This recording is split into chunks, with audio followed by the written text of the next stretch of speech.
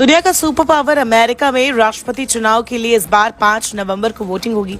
दरअसल हर साल 5 नवंबर को वोटिंग नहीं होती, लेकिन हर साल नवंबर के पहले सोमवार के बाद वाले मंगलवार को ही वोटिंग के नियम है और इस बार 5 तारीख को मंगलवार का ही दिन है। वैसे तो अमेरिका का चुनाव भारत के चुनाव से बेहद अलग है। अमेरिका में हर 4 साल में नवंबर महीने के पहले सोमवार के बाद वाले मंगलवार को प्रेसिडेंशियल इलेक्शन के लिए वोटिंग होती है। अगर नवंबर महीने का पहला दिन ही मंगलवार हो तो इस दिन चुनाव नहीं होंगे, सोमवार के बाद वाले मंगलवार को ही होंगे। महीनों और दिन फिक्स करने के पीछे ऐतिहासिक वजह है। अमेरिका के सभी राज्यों में एक ही दिन राष्ट्रपति चुनाव कराने का कानून 1845 में बना था। उस वक्त ज्यादातर आबादी खेती करती थी। नवंबर के शुरुआती दिनों में किसान व्यस्त नहीं रहते थे। रविवार के दिन ज्यादातर ईसाई आबादी चर्च जाती थी। बुधवार को कई इलाकों में बाजार का दिन होता था। पोलिंग बूथ जाने के लिए कई बार लोगों को एक दिन यात्रा करनी पड़ती थी, इसलिए सोमवार और गुरुवार को वोटिंग नहीं करा सकते थे। ऐसे में मंगलवार को ही वोटिंग के लिए सबसे सही दिन समझा गया। इसमें भी अगर महीने की पहली तारीख को मंगलवार आ गया तो इस दिन चुनाव नहीं होते, क्योंकि 1 नवंबर को ईसाई ऑल सेंट्स डे के तौर पर मनाते हैं। इस बार 5 नवंबर को वोटिंग होनी है। उस दिन भारत में 6 नवंबर हो जाएगा।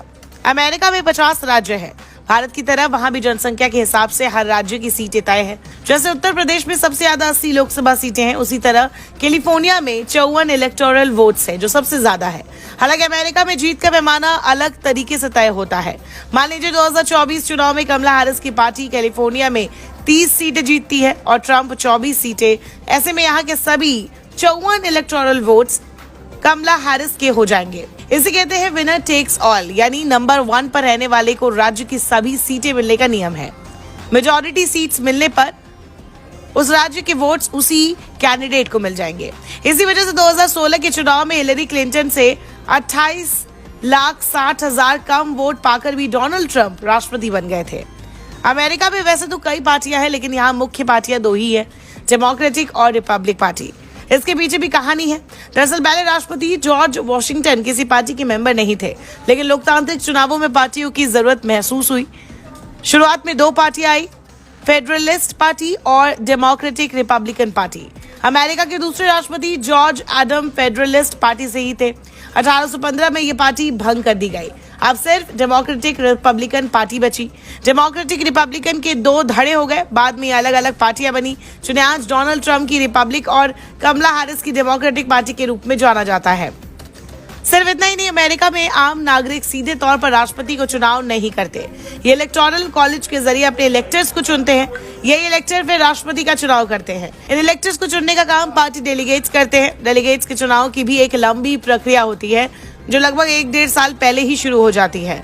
कुल मिलाकर अमेरिका का चुनाव काफी पेचीदा होता है। यहाँ जरूरी ये नहीं है कि बहुमत पाने वाली पार्टी के उम्मीदवार को राष्ट्रपति बनाया जाए, लेकिन हर चुनाव में किंग मेकर बनते हैं स्विंग स्टेट्स, जहाँ के वोट हमेशा बदलते रहते हैं। इसलिए जैसे जैसे चुनाव का समय नजदीक आ रहा है, दोनों प्रतिद्वंदी उन 7 महत्वपूर्ण राज्यों पर ध्यान केंद्रित कर रहे हैं, जहां कुछ हजार मतदाता ये तय कर सकते हैं कि दुनिया की सबसे बड़ी सुपर पावर पर किसका शासन होगा। जानकार मान रहे हैं कि यह मुकाबला बहुत करीबी दिख रहा है। इस चुनाव के नतीजों से इतिहास रचा जाना तय है। अब तक के सबसे विभाजनकारी चुनाव में अमेरिकी मतदाता या तो जो बाइडेन के पीछे हटने के बाद डेमोक्रेटिक उम्मीदवार बनी हैरिस को पहली महिला राष्ट्रपति बनाएंगे, या तो ट्रंप के रूप में अदालत द्वारा दोषी ठहराए जा चुके किसी सबसे उम्रदराज व्यक्ति को पहली बार राष्ट्रपति चुनकर इतिहास का नया पन्ना लिखेंगे। हैरिस और ट्रंप के बीच में नीतियों से लेकर शख्सियत तक अंतर एकदम साफ है। एक तरफ हैरिस है जो महिला, अश्वेत और विदेशी मूल की है। दूसरी तरफ डोनाल्ड ट्रंप है जिन्हें श्वेत अमेरिका का पैरोकार कहा जाता है।